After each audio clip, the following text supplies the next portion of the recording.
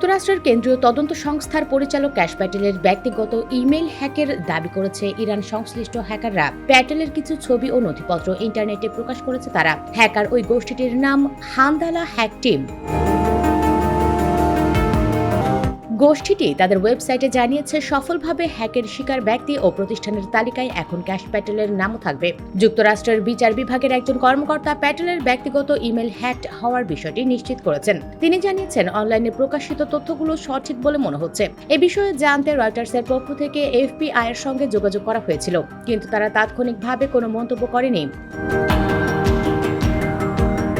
হ্যাকারদের সঙ্গেও যোগাযোগ করা হয়েছিল, তারাও তাৎক্ষণিকভাবে কিছু জানায়নি। হান্দালা নিজেদের ফিলিস্তিনপন্থী হ্যাকার গোষ্ঠী বলে পরিচয় দেয়, তবে পশ্চিমা গবেষকদের মতে এটি ইরান সরকারের সাইবার গোয়েন্দা ইউনিটের মাধ্যমে ছদ্মনামে পরিচালিত একাধিক হ্যাকার গোষ্ঠীর একটি। 11 মার্চ গোষ্ঠীটি মিশিগান ভিত্তিক চিকিৎসা সেবা প্রতিষ্ঠান স্ট্রাইকারের ওয়েবসাইট হ্যাকের দাবি করেছিল।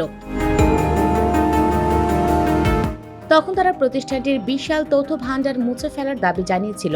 প্যাটেলের ইমেইলের ফাঁস হওয়া তথ্যগুলো স্বাধীনভাবে যাচাই করতে পারেনি রয়টার্স। তবে হান্দালা যে জিমেইল ঠিকানাটি হ্যাকের দাবি করেছে, সেটির সঙ্গে ডিস্ট্রিক্ট 4 ল্যাবস নামের ডার্ক ওয়েব ইন্টেলিজেন্স ফার্মে সংরক্ষিত প্যাটেলের আগের ফাঁস হওয়া ঠিকানার মিল পাওয়া গেছে।